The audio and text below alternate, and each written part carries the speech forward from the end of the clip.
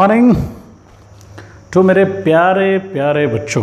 ठीक है, last lecture में हमने किया था कि प्लाज्मा मेम्ब्रेन क्या है, किया था।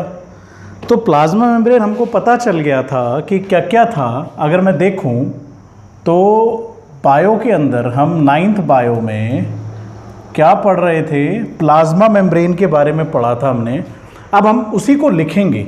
ठीक है, what is plasma, what is plasma membrane. ठीक है, very important questions. Plasma membrane क्या है?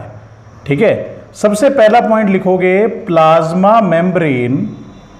Plasma membrane is a bilayer. क्या है ये? बाइलेयर है। ठीक है, this layer have two ends. One is hydrophilic and another end is hydrophobic. तो दो एंड हमने कर लिए। ठीक है, कल हमने पढ़ा था बिल्कुल साफ। एक बार पिछला लेक्चर जरूर देखो, ये तो समझ में आ ही गया आप लोगों को। ठीक है, it is a layer, it is a protective layer, it is a protective layer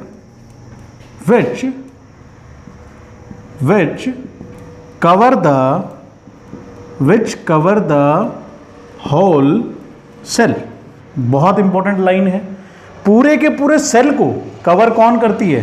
plasma membrane. अगर ये आपका सेल है तो इस सेल के बाहर, मतलब पूरे सेल को कवर कर रखा है किसने? आपके प्लाज्मा मेम्ब्रेन ने। ठीक है, उसके बाद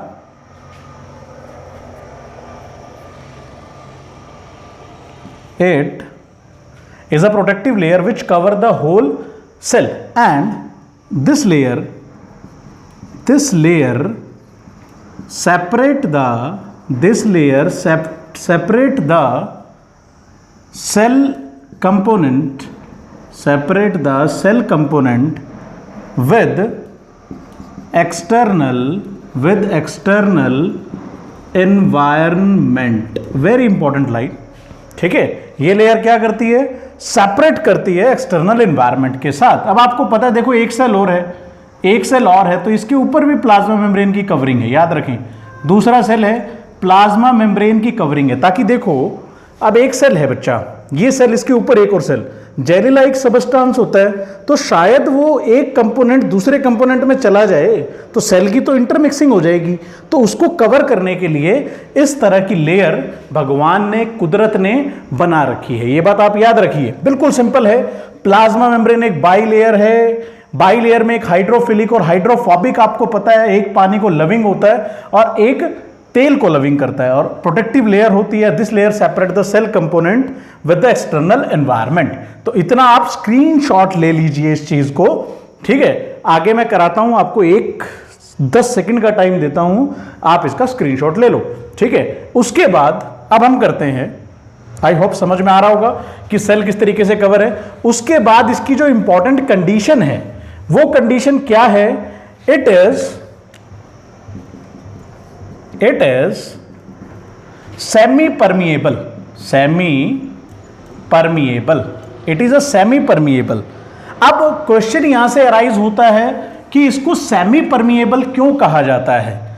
वाई, यहीं से मैं क्वेश्चन डाल लेता हूं। या it is a semi permeable membrane. ये एक सेमी परमिएबल मेम्ब्रेन है। क्या करती है ये? देखो, it allow some substance to enter or exit into the cell, या it allows some substance to enter to the cell and exit from the cell। बड़ी सिंपल लाइन लिखवा दी आपको। ठीक है, उसके बाद आप करते रहिए, it allow some substance to enter into लिख दो, चलो एंटर के बाद इनटू लगता तो नहीं, enter into the cell and exit from the cell. दूसरा पॉइंट क्या लिखोगे, इट प्रिवेंट। इट प्रिवेंट का मतलब होता है रोकना। प्रिवेंट का क्या मतलब होता है बच्चा, रोकना होता है इसका मतलब। It prevent some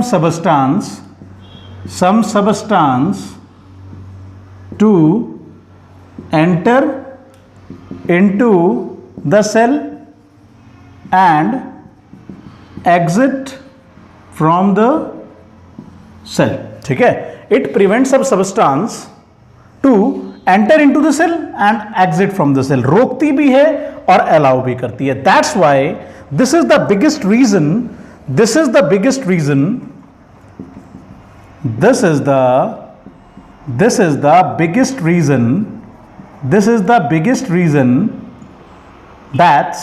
this is the biggest reason, that's why it is called as semi permeable membrane, semi permeable membrane। तो आप इसको लिख लीजिए, बड़े आसानी से अपने नोट्स प्रिपेयर कर लीजिए, कोई ज्यादा नहीं है। ठीक है, अब है how the water and the carbon dioxides exchanges from the semi permeable membrane. ठीक है, व्हाट इज प्लाज्मा मेम्ब्रेन हो गया, the process associated with the plasma membrane. ठीक है, अब आप इसका तो सॉरी स्क्रीनशॉट ले लेना, लिख लेना साथ के साथ।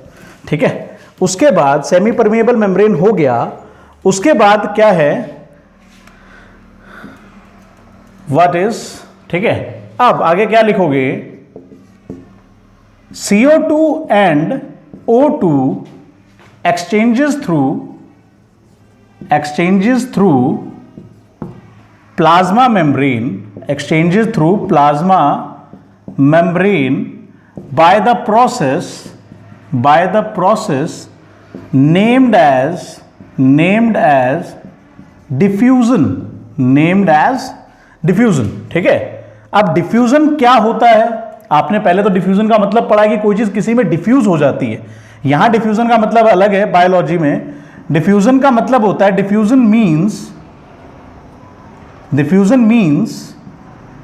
मीन्स द सबस्टांस और द कंपाउंड, द सबस्टांस और कंपाउंड्स और ions moves from higher concentration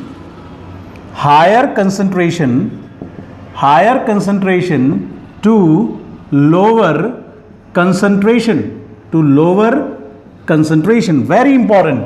diffusion means, diffusion is a process through which the substance or component or ions moves from the higher concentration to the lower concentration। diffusion means कर दो, diffusion is a process in which या through which लिखो, ठीक है, through which ये लिख लेना, diffusion is a process through which the substance or compound or ions moves from the higher concentration to the lower concentration। इतना ही मैं आपको करवाने वाला हूं। अब आप देखो कि CO2 कैसे एक्सचेंज होती होगी।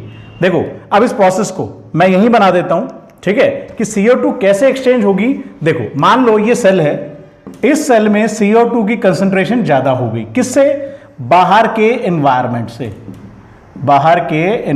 से, अब ये क्या सोचेगी, ओहो चलो चलो चलो बाहर निकलो, क्योंकि बाहर मुझे पूरा करना है, उसके कंसंट्रेशन को कम नहीं होने देना।